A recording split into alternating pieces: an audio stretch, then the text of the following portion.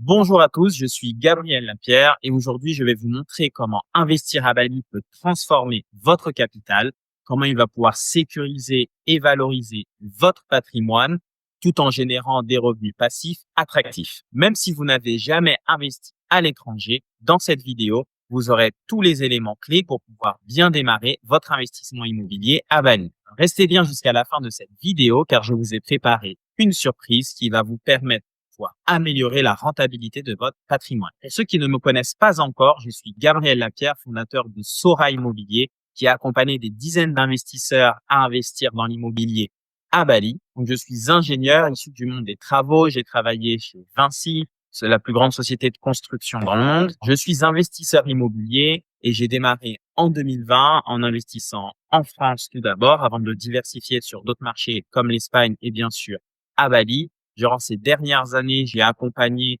des investisseurs, qu'ils soient salariés, chefs d'entreprise, entrepreneurs, indépendants, à investir correctement leur trésorerie, que ce soit leur trésorerie de société ou leur épargne qu'ils ont de côté, à investir sur des placements immobiliers performants. Et donc, je vais vous montrer quelques images de projets que l'on a réalisés ces dernières années.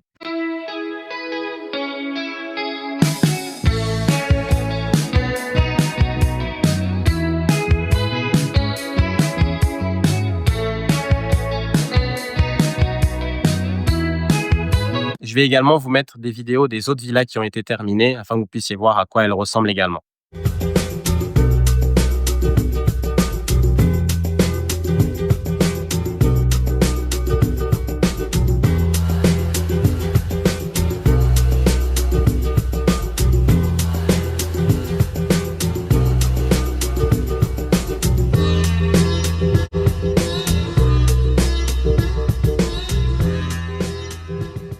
Je connais le marché immobilier de Bali depuis 2018 et j'y vis pleinement en famille depuis 2020. Aujourd'hui, grâce à mes expériences et au retour de tous mes investisseurs, je peux vous dire que Bali offre des opportunités vraiment exceptionnelles en termes de rendement, de sécurité et de simplicité d'investissement. Sur Bali, on peut obtenir des rendements jusqu'à 15% net d'impôts chaque année et je vais vous expliquer un petit peu plus loin dans cette vidéo comment vous allez pouvoir vous aussi profiter de ce genre d'opportunités. Dans cette vidéo, je vais vous montrer tous les fondamentaux à maîtriser avant d'investir à Bali.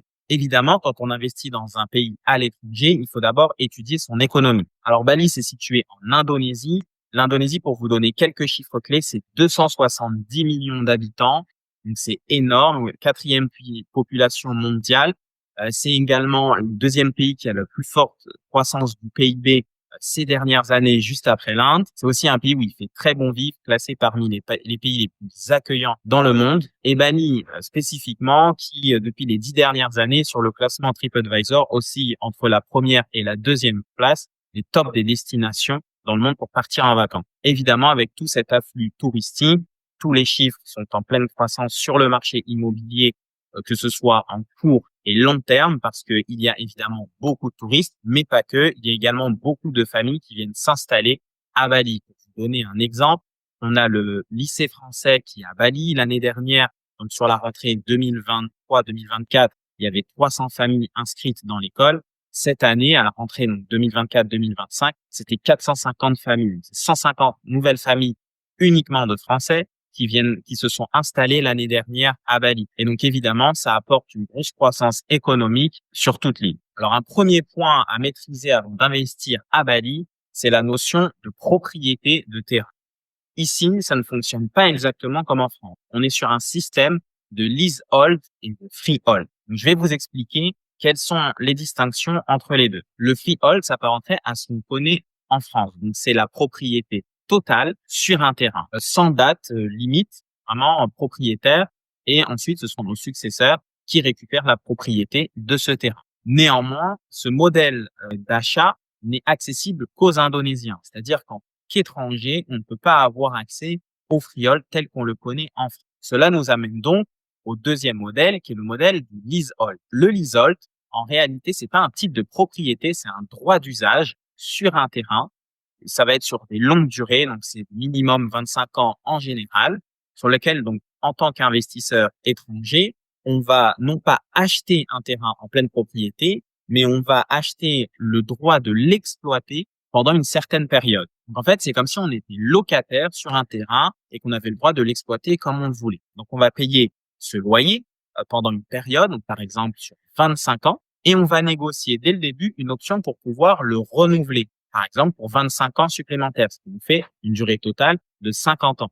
On va payer une première partie tout de suite, donc on va payer les premiers 25 ans, et dans 25 ans, on paiera cette option pour pouvoir renouveler au prix du marché dans 25 ans. Il faut savoir que ce qu'on fait chez Sora Immobilier, tous les projets que l'on a, ils sont minimum sur une durée de 50 ans. Et donc ensuite, le leasehold, c'est une question de négociation avec le propriétaire qui lui est indonésien, qui vous loue le terrain.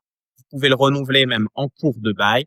Là, tout est possible tant que vous arrivez à trouver un accord avec le propriétaire. Évidemment, le mieux, c'est de tout négocier en amont afin de pouvoir être tranquille par la suite et de pouvoir le renouveler en étant serein. Et du coup, ce qui se passe, une fois que le bail est arrivé à son terme, donc par exemple, vous l'avez loué 25 ans, vous l'avez renouvelé une nouvelle fois pour 25 ans, au bout des 50 ans, à ce moment-là, le propriétaire a le droit de récupérer son terrain. Ça ne veut pas dire que le terrain est perdu définitivement, ça veut juste dire que s'il veut le récupérer, alors il en a le droit et il n'est pas obligé de renouveler votre bail. Évidemment, vous pouvez négocier avec lui en amont pour pouvoir le prolonger à nouveau. Vous, en tant qu'investisseur, si vous avez construit par exemple une villa sur ce terrain, si c'était une villa en bambou, alors dans ce cas-là, vous pouvez l'enlever et remettre le terrain à son propriétaire. En revanche, si vous aviez une villa avec des fondations en béton bien ancrées dans le sol, vous n'avez pas le droit de la détruire, vous devez lui laisser. Et donc voilà, c'est quelque chose à prendre en compte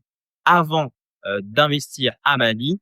Il faut savoir négocier correctement cette durée en fonction de votre projet. C'est un deuxième point à savoir, c'est que vous avez deux possibilités pour investir à Bali. Vous pouvez investir soit en nom propre, donc en votre nom personnel, ou soit vous pouvez créer une société sur place qui va s'appeler une PTPMA, qui est un petit peu l'équivalent d'une SCI en France, mais du coup avec des capitaux étrangers et qui est conçue spécialement pour les investisseurs étrangers souhaitant investir dans l'immobilier à Bali. Voilà, cette société va fonctionner un petit peu comme une SCI, donc elle va pouvoir exploiter le bien immobilier que vous avez ici. Vous allez pouvoir être plusieurs associés à détenir des parts de cette société. Vous allez pouvoir aussi faciliter la transmission, que ce soit du vivant ou lors d'un héritage. Bref, c'est vraiment plus simple pour pouvoir gérer au quotidien vos projets immobiliers ici. Ensuite, pour créer cette société ici, c'est très simple. Il faut faire appel soit à un comptable, un fiscaliste ou un avocat qui va mettre cette société en place. Et en plus, ça peut se faire à distance. Il y a également des agences francophones qui le permettent de le faire simplement pour vous. Un point important à savoir également à Bali, c'est la fiscalité. C'est une question qui revient souvent chez les investisseurs. OK, donc j'ai compris, on peut investir à Bali. Ensuite, comment je vais être imposé sur les revenus qui seront générés par mes investissements immobiliers à Bali? Prenons l'exemple où vous avez investi à travers une PTPMA, donc une société indonésienne, et que vous avez une villa qui génère des revenus immobiliers à Bali. Vous allez avoir plusieurs niveaux de taxes. Déjà, vous allez avoir quelques taxes annuelles à payer. Ça, c'est votre comptable qui va s'en occuper pour vous au moment des déclarations annuelles en fin d'année. Ensuite, vous allez devoir payer une taxe sur les locations, qui est un petit peu l'équivalent d'une TVA en France, sauf que là, voilà, c'est adapté. Donc, c'est une taxe vraiment sur les revenus qui ont été générés issus des locations de votre villa. Ensuite, il y a l'impôt sur les sociétés à payer à travers votre PTPMA.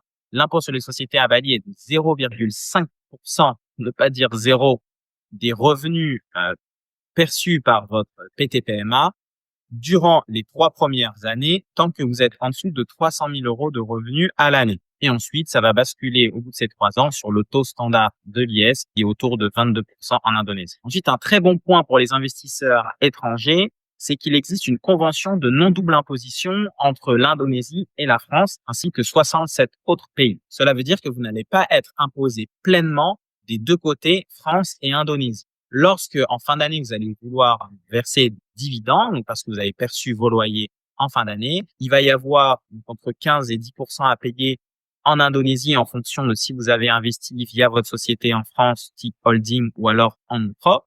Et ensuite, quand l'argent va arriver côté France, vous allez avoir à payer uniquement la différence entre la flat tax, donc le prélèvement forfaitaire en France qui est de 30% actuellement, et ce que vous avez déjà payé en Indonésie. Vous n'allez pas payer pleinement 2 fois.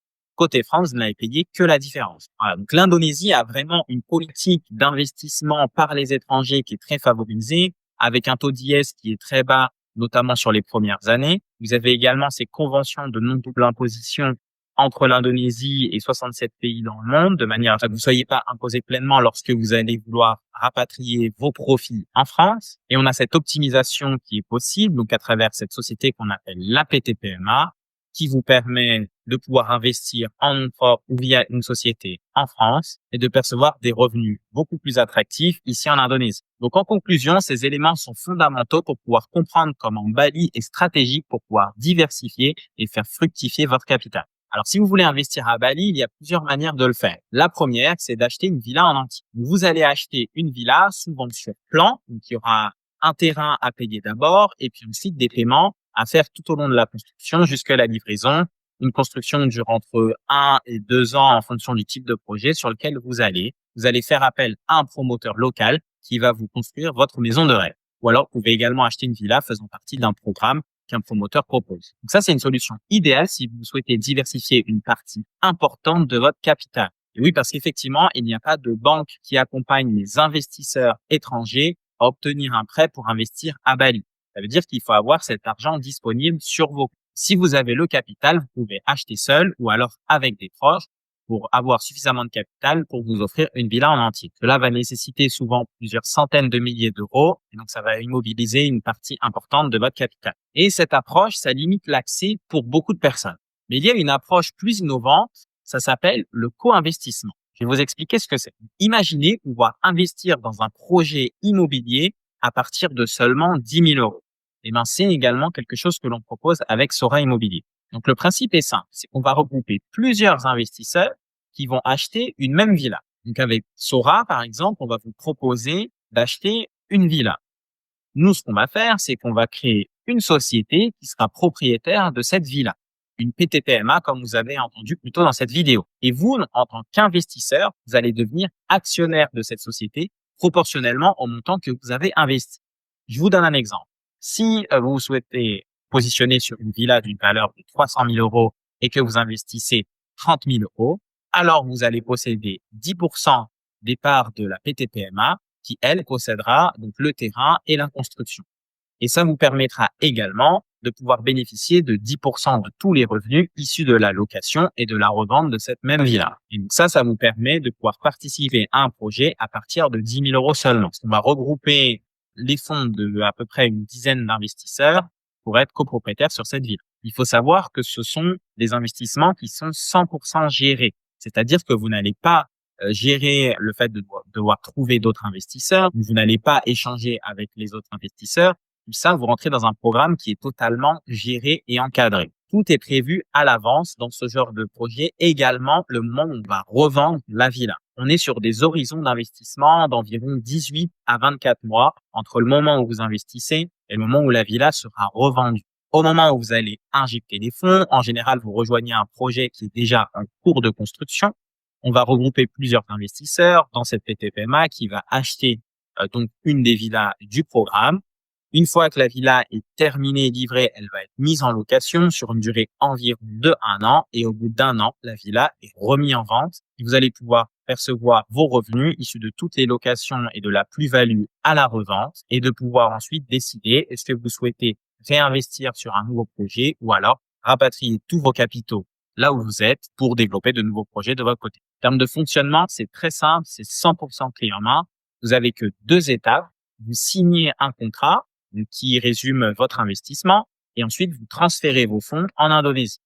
Et à partir de là, nos équipes s'occupent de tout, ils prennent en main absolument tout en charge et vous allez avoir accès à un suivi à distance qui vous permettra de pouvoir suivre l'avancement de la construction de votre villa. Vous serez dans un groupe WhatsApp avec d'autres investisseurs qui vous permettra de suivre également l'avancée. Vous aurez des nouvelles régulièrement et même une fois que la villa sera mise en location, vous allez pouvoir recevoir les rapports de gestion pour savoir exactement chaque mois combien vous a rapporté votre investissement. Et ensuite, restera une dernière chose à faire, c'est vous envoyer votre RIB pour pouvoir percevoir vos dividendes en fin d'année. Donc, cette approche vous permet d'investir à partir de seulement 10 000 euros, donc c'est très accessible et ça vous permet également de limiter les risques. Vous n'investissez pas directement 300 000 euros de vos économies sur un projet où vous n'êtes pas sur place pour pouvoir le gérer. Ça offre également une flexibilité totale puisque 18 à 24 mois, donc c'est un investissement sur le moyen terme. Et à partir de ce moment-là, vous pouvez réarbitrer et savoir Qu'est-ce que vous voulez faire avec votre capital et vos profits? Est-ce que vous les récupérez? Est-ce que vous les réinvestissez? Bref, vous avez un arbitrage que vous pouvez effectuer sur votre investissement tous les 2 ans. Ça vous permet de développer votre patrimoine sur des actifs à haut rendement. Vous avez 0 gestion à faire, c'est 100% délégué. C'est aussi simple que d'ouvrir un livret A, voire même plus simple parce que vous avez juste à signer un contrat en signature électronique et puis faire un virement sur un RIB qu'on vous donnera. Donc, c'est parfait pour diversifier votre épargne ou placer la trésorerie de votre société sur un placement à haut rendement. Investir à Bali, c'est penser long terme. Ça vous permet de sécuriser et de diversifier votre patrimoine sur un marché en pleine croissance. Que vous décidiez d'investir seul ou en co-investissement, l'important est de pouvoir investir votre trésorerie dans un actif tangible et rentable. Alors, je vous recommande de bien définir vos objectifs et de vous faire accompagner d'experts sur le marché afin de pouvoir adopter une approche structurée et transparente de votre investissement. Vous aurez ainsi non seulement des rendements attractifs, mais vous aurez aussi la tranquillité d'esprit d'avoir investi sur un projet totalement délégué. Aujourd'hui, votre épargne perd de la valeur chaque année si elle n'est pas correctement investie. Soit elle est sur des placements peu rentables, ou alors il y a une fiscalité qui est trop lourde ou des contraintes qui demandent beaucoup de temps de gestion.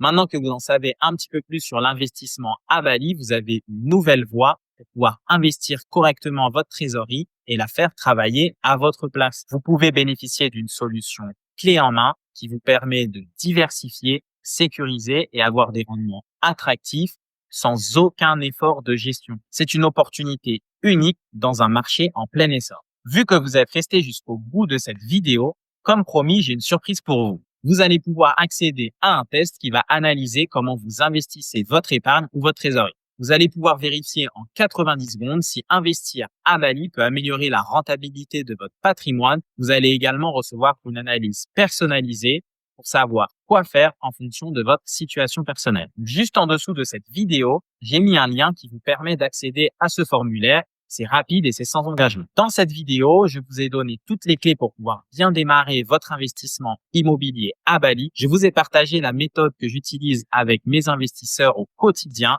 et qui leur permet de développer leur patrimoine et on a des résultats exceptionnels. Je vous invite vraiment à cliquer sur le lien en dessous de cette vidéo pour accéder au test pour analyser votre patrimoine. Si vous ne connaissiez pas Sora Immobilier avant de regarder cette vidéo, sachez que ça fait des années que j'accompagne des investisseurs à développer leur patrimoine. Ça fait 2 ans qu'on le fait avec mes équipes à Bali, dans laquelle on accompagne des dizaines d'investisseurs chaque année à investir intelligemment. Que ce soit des investisseurs salariés qui ont de l'épargne de côté à investir, ou des chefs d'entreprise qui souhaitent placer correctement la trésorerie de leur société. Dans les 2 cas, nous vous accompagnons à développer votre patrimoine personnel en investissement dans de l'immobilier à haut rendement et surtout 100% délégué, 0 effort de gestion. N'hésitez pas à aller sur notre site pour voir des témoignages d'investisseurs ou pour voir les derniers projets que l'on a réalisés. Et surtout, n'oubliez pas de remplir le formulaire en bas de cette vidéo. Je vous remercie pour votre attention et je vous dis à très bientôt.